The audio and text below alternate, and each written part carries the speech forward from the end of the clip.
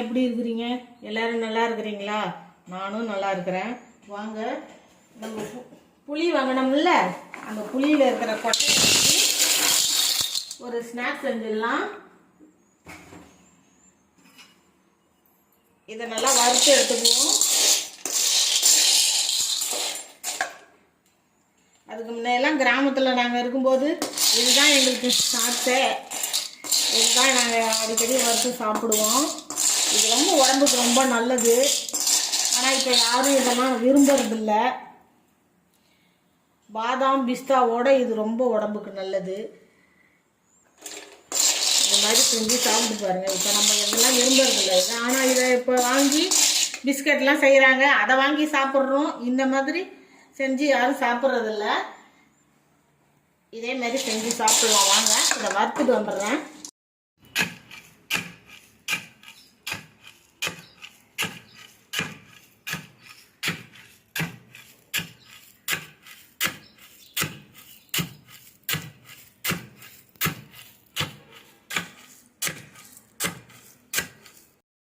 நல்லா புளியங்கொட்டையை தோலெல்லாம் உரிச்சிட்டு ரெண்டு தடவை நல்லா தண்ணி விட்டு கழுவிட்டு ஊற வச்சுட்டேன். கொஞ்சமாக உப்பு போட்டுக்குவோம், கல் உப்பு போட்டுக்குவோம். இது அப்படியே நாளைக்கு வரைக்கும் ஊறட்டும், நாளைக்கு பார்க்கலாம். புளியங்கொட்டை ஒரு நாள் ஃபுல்லாக ஊறிடுச்சு. நேற்று போட்டேன், நேற்று காலையில் போட்டேன், இன்னைக்கு காலையில் வரைக்கும் நல்லா ஊறிடுச்சு. இந்த டம்ளரில் ஒரு டம்ளர் உளுந்து எடுத்து 2 மணி நேரம் ஊற வச்சு நல்லா அரைச்சி வச்சிருக்கிறேன். இது உங்களுக்கு காட்ட முடியல, வெறும் உளுந்து மட்டும்தான். ஒரு மிக்சி ஜாரில் இந்த புளியாங்கொட்டையை போட்டு அரைச்சிக்கிட்டு வந்துடுவோம்.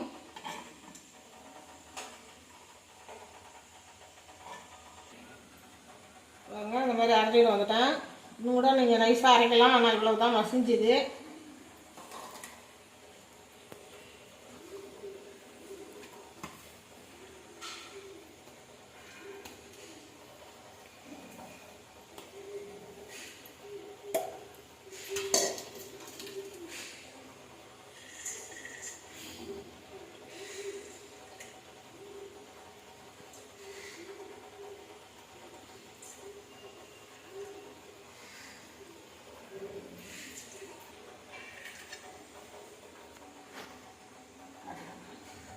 பொடியாக இருக்கிற பச்சை மிளகா, கருவேப்பிலை, கொத்தமல்லி பாருங்க, கொஞ்சமாக இஞ்சி, ஒரு மீடியம் சைஸ் வெங்காயம், பெரிய வெங்காயமாக ஒரு வெங்காயம் அரைஞ்சிக்கங்க, சின்ன சைஸாக இருந்தால் 2 வெங்காயம்.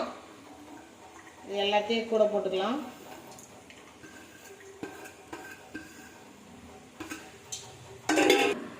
இந்த அளவுக்கு ஜீரகம் போட்டுக்கோங்க. தேவையான உப்பு,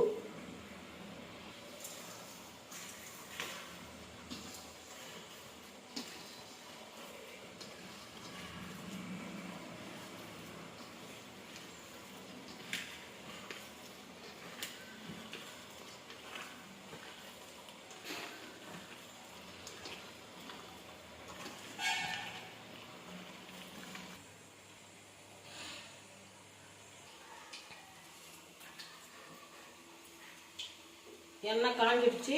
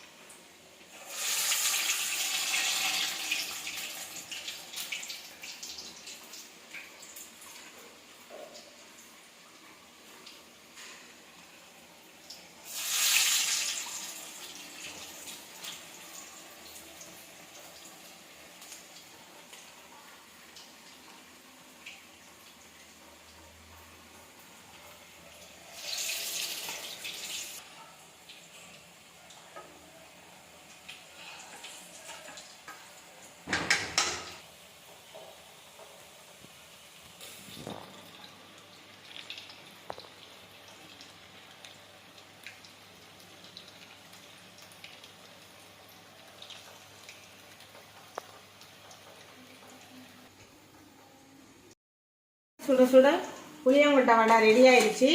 பாருங்கள், நல்லா மொறுன்னு இருக்குது பாருங்கள். இதே மாதிரி நீங்களும் செஞ்சு சாப்பிட்டு பாருங்கள். இது ஹெல்த்தியான சாப்பாடு இது செஞ்சு சாப்பிட்டு பாருங்கள். சாப்பிட்டு பார்த்துட்டு எப்படி இருந்துச்சு நீங்கள் எனக்கு கமெண்ட்டில் சொல்லுங்கள்.